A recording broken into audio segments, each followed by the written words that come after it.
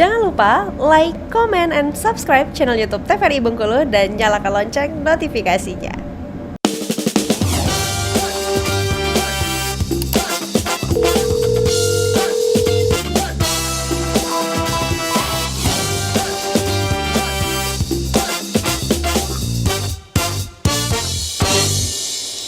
Terima kasih pemirsa, Anda masih setia bersama kami di Dokter Kito Besamo Kito Sehat. Kita hari ini masih membahas tema yang sama, yaitu hordeolum atau biasa dikenal masyarakat dengan bintitan.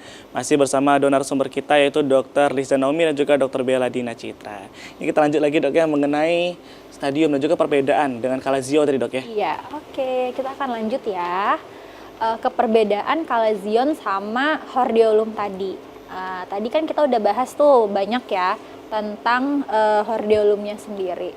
Terus ada lagi nih benjolan juga, sama-sama benjolan, sama-sama di kelopak mata, tapi itu apa gitu. Nah, ternyata ada satu lagi yang namanya itu adalah kalazion ya. Nah, untuk yang hordeolum sendiri biasanya itu dia ditemukan ya, itu dia di dekat dan pada folikel kelopak mata tadi ya. Ada 3 kelenjar, Zeiss, Moll, sama Meiboom tadi ya.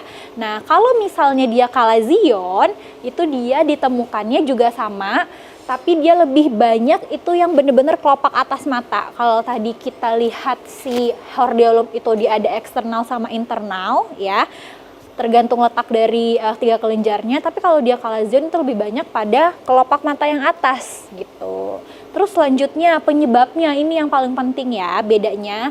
Jadi kalau misalnya si hordeolum atau bintitan itu sendiri, itu penyebabnya adalah infeksi bakteri, khususnya tadi adalah Staphylococcus aureus ya, yang menyebabkan peradangan tadi.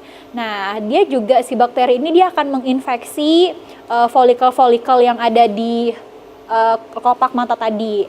Sedangkan kalau misalnya dia yang kalazion, kan dia nggak nyeri nih. Kenapa dia nggak nyeri? Karena sebenarnya itu dia hanya ngeblok aja. Ngeblok jalurnya si kelenjar Meiboom ini tadi, atau kelenjar Zeiss gitu ya. Yang kita tahu sebenarnya adalah fungsi dari kelenjar Meiboom maupun Zeiss itu sendiri, dia itu untuk melembabkan daerah mata kita gitu. Kalau misalnya dia ada blok, kalau dia keblok, jadi dia ada benjolan juga di kelopak mata itu, seperti itu. Nah, untuk gejalanya, karena tadi si hordeolum itu dia adalah infeksi bakteri, ya jelas ada tanda-tanda peradangan disertai dengan nyeri dan juga bengkak. Kalau misalnya dia udah sampai ke supuratif tadi ada pesnya atau ada nanahnya. Nah, kalau dia kalazion ya bisa dilihat di sini, itu dia batasnya tegas. Ya, yang pertama itu batasnya tegas dan dia ini painless lump. Jadi itu artinya benjolan yang tidak nyeri. Bedanya nyeri apa enggak dan merah atau enggak.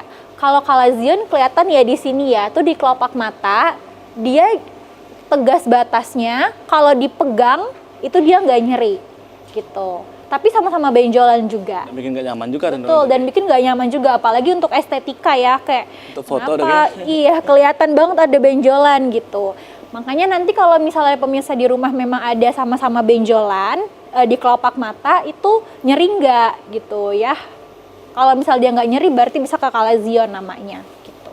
Dan treatmentnya kalau misalnya untuk hordeolum biasanya itu kita bisa di drainase ya. Di drainase itu dikeluarkan, memang kalau udah tahap supuratif dikeluarkan nanahnya itu, tapi dengan alat yang steril juga tentunya ya. Jangan sampai tadi kata dokter Lisda akan menyebabkan yang namanya infeksi sekunder yang nanti akan memperberat kondisi seperti itu. Harus dokter berarti dok ya, jangan sampai nanti masyarakat di rumah itu betul keluarin sendiri, apalagi pakai jarum kan dok ya. Betul, karena alatnya pun harus steril untuk melakukan ini. Dan itu juga di daerah mata ya, takut ketusuk dong nanti kalau misalnya ditusuk sendiri ya. Terus juga dikompres hangat. Jadi dalam tahapan dia mau hordeolum interna ataupun dia eksterna itu dikompres ya, kompres dengan air hangat gitu. Begitupun yang kalazion ya, kalazion nanti bisa juga dikompres, dan kalau misalnya memang itu sangat mengganggu itu bisa masuk ke ruang operasi gitu, sama-sama aja nanti diambil gitu benjolannya ya. Nah, ini yang paling penting, penanganan dari hordeolum itu sendiri apa? Jadi yang pertama, jangan mengucak mata karena bisa menimbulkan luka maupun hordeolumnya pecah gitu. Misalkan karena memang kadang-kadang dia nyeri disertai gatal, tapi jangan banget dikucek gitu. Karena kenapa? Tangan kita sendiri yang tadi sudah dijelasin, itu malah bisa menambah infeksi, bisa malah makin memperberat, atau kalau dia pecah gitu ya, itu penanganan lanjutnya. Terus yang kedua, jangan memencet benjolan itu, sama ya, apalagi mencetnya kayak mencet meletusin jerawat gitu, beda ya, itu kan daerah kelopak mata juga. Terus hindari pemakaian lensa kontak selama masa pengobatan ya, sama Dok, ya. ya, berarti nggak boleh dulu dok ya. Iya, betul. Terus hentikan untuk sementara pemakaian make up pada mata. Ini yang paling sering menyebabkan ya. Sama satu lagi tadi eyelash extension. Ini tentunya berat juga dok ya bagi teman-teman yang perempuan itu. Betul. Tapi mau sembuh atau mau makin memperberat masalah ininya, hordeolumnya gitu, ya kan?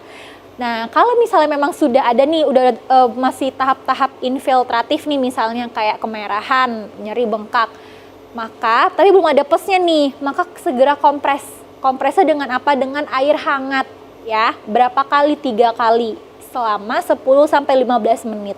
Jadi ditutup aja matanya, misalnya pakai lap yang bersih atau pakai tisu atau kapas yang bersih atau kapas steril gitu ya.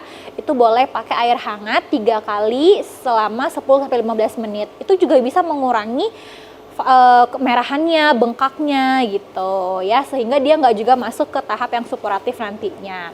Kalau misalnya memang benjolannya itu sudah sangat mengganggu, sudah sangat nyeri ya, ditambah lagi ada tadi pesnya udah masuk ke tahap supuratif, maka segeralah untuk ke dokter karena itu perlu namanya pengobatan lanjutan ya.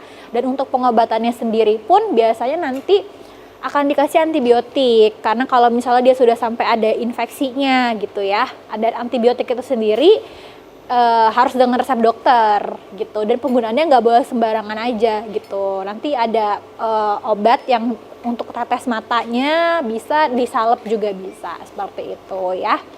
Terus pencegahannya ya, untuk pencegahannya sama, jangan mengucek, terus biasakan mencuci tangan sebelum menyentuh daerah wajah.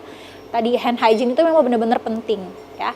Nggak cuma untuk hordeolum, tapi penyakit-penyakit lain pun juga bisa semuanya masuk dari tangan kita. Dan bersihkan sisa-sisa make up tadi, apalagi sebelum tidur. Itu yang bikin lama ya, yang bikin bakterinya bertahan lama juga. Terus kotor ya, sebenarnya gara-gara kotornya itu gitu. Terus gunakan kacamata pelindung jika kita mau ke pergian jauh ya, itu penting juga. Terus makan makanan yang bergizi dan hindari makan makanan yang dapat menimbulkan alergi, seperti itu.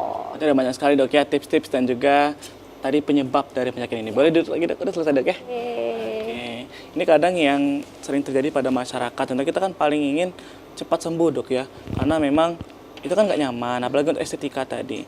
Kalau ada nggak sih dok, mungkin tips sendiri dari dokter Lisda nih dok ya, agar lebih cepat itu rentan waktu minimal untuk nggak terlalu bengkak loh dok?